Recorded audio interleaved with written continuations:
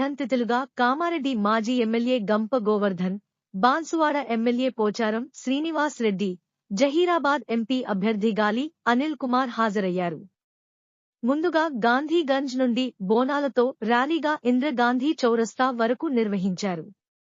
Road షోను ఉద్దేశించి మాజీ MLA గంప గోవర్ధన్, బాన్సువాడ ఎమ్మెల్యే పోచారం శ్రీనివాస్ రెడ్డి, జహీరాబాద్ ఎంపీ అభ్యర్థి గాలి అనిల్ కుమార్ మాట్లాడుతూ, తెలంగాణ రాష్ట్రంలో కాంగ్రెస్ పార్టీ ప్రభుత్వం అన్ని అబద్ధాలు మాటలు చెప్పి అధికారంలోకి రావడం జరిగిందని, సోనియా గాంధీ పుట్టిన సందర్భంగా రైతులకు 2 లక్షల రూపాయలు రుణమాఫీ చేస్తామని చెప్పి 4 నెలలు గడిచిన ఇంతవరకు ఒక్క రూపాయి ఇచ్చిన పాపాన లేదని అన్నారు.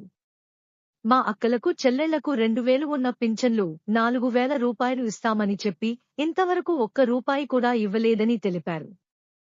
మా అన్నలకు అక్క చెల్లెలకు వికలాంగులకు 4000 రూపాయలు ఉన్న పింఛన్లు 6000 రూపాయలు ఇస్తానని చెప్పి ఇంతవరకు ఏ ఒక్కరికి కూడా ఇవ్వలేదని అన్నారు.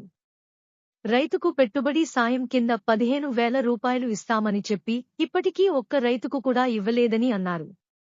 రైతుకు బోనస్ గా 500 రూపాయలు అదనంగా ఇస్తానని చెప్పి ఇప్పటికీ ఒక్క రైతుకు కూడా 500 రూపాయలు ఇవ్వలేదని అన్నారు.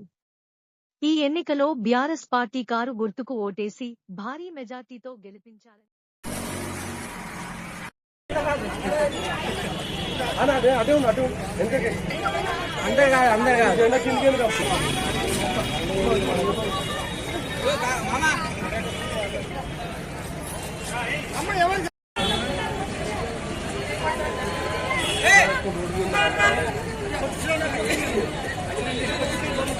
బోనాలు ఫస్ట్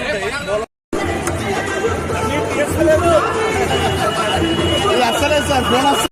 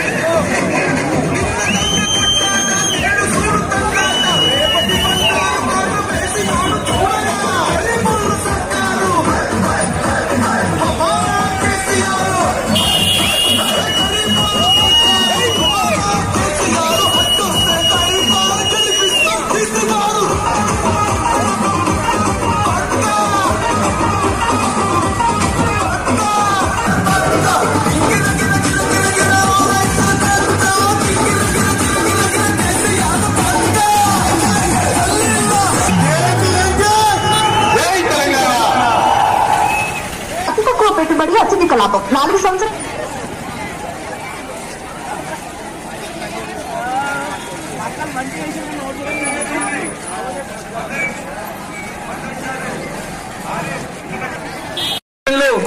ఇంత రాత్రి అయినా బోనాలు ఎత్తుకొని ముందున్న మా అక్క చెల్లెళ్లకు ప్రత్యేకంగా పదాభివందనాలు తెలియజేస్తా ఉన్నాం.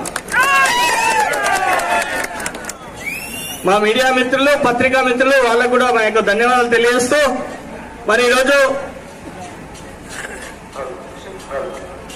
మన తొలి తెలంగాణ ముఖ్యమంత్రి కేసీఆర్ గారు జహీరాబాద్ బీఆర్ఎస్ అభ్యర్థిగా ప్రకటించి మీ ముందుకు పంపించిండు. మీరందరూ నన్ను ఆశీర్వదిస్తారని చెప్పి నేను కోరుతా ఉన్నా.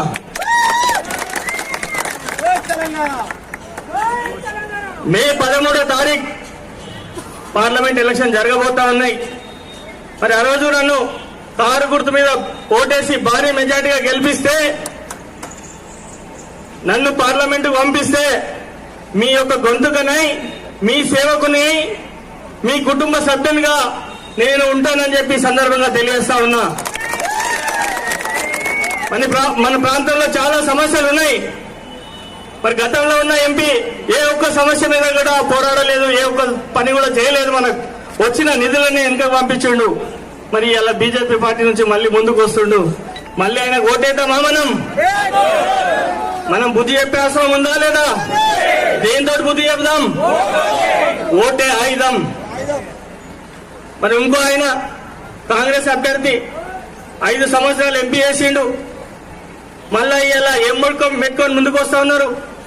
మొన్న అన్ని దొంగ హామీలు ఇచ్చి తెలంగాణ ప్రజానికాన్ని మోసం చేసిండు. మొత్తం చేసిరా లేదా? ఏ ఒక్క హామీ వచ్చిందా లేదా? మన కేసీఆర్ గారు ప్రతి ఇంటికి సంక్షేమ పథకాలు వచ్చినాయా లేదా? మరి ఇప్పుడు వీళ్ళు ఎందుకు చేయట్లేదు? మరి వీళ్ళకి ఎట్లా బుద్ధి చెప్దాం? 13 తారీఖు నాడు ఎలక్షన్ జరగబోతుంది కాబట్టి ఓటు కారు గుర్తు మీద ఓటు వేసి మరి నన్ను భారీ మెజార్టీతో గెలిపిస్తే మరి మీ అందులో నేను ఒక మనిషిగా ఉంటా అని చెప్పి తెలియజేస్తా ఉన్నా. మరి నన్ను గెలిపిస్తే ప్రభుత్వానికి, కాంగ్రెస్ ప్రభుత్వానికి బుద్ధి చెప్పినట్టు అవుతుంది. అవునా కాదా? మన ప్రాంతంలో ఎక్కువ పనిచేసే పార్టీని నమ్మండి. కేసీఆర్ గారు మీ కళ్ళ ముంగట ఉన్నాడు. ఇచ్చిన మాటలు నిలబెట్టుకున్నాం. 24 గంటలు కరెంట్ ఇస్తామన్నాం, ఇచ్చినాం. రైతు బంధు ఇస్తామన్నాం, ఇచ్చినాం. చనిపోతే రైతు బీమా ఇస్తామన్నాం, ఇచ్చినాం. పండిన ప్రతి గింజ కొంటామన్నాం, కొన్నాం. పెన్షన్ 2000 ఇస్తామన్నాం, ఇచ్చినాం. ఆడబిడ్డ పెళ్లి కళ్యాణ లక్ష్మి ₹1,00,000 ఇస్తామన్నాం, ఇచ్చినాం. 24 గంటల కరెంట్ ఇస్తామన్నాం, ఇచ్చినాం. వెనుకబడిన తరగతుల బిడ్డ, నా కొడుకు సమానం. అనిల్ కుమార్ గారు మంచి మనిషి. మా ఎట్లా ఉండేది కాదు, భీమసేనుడు ఎక్కువ ఉన్నాడు. మంచిగా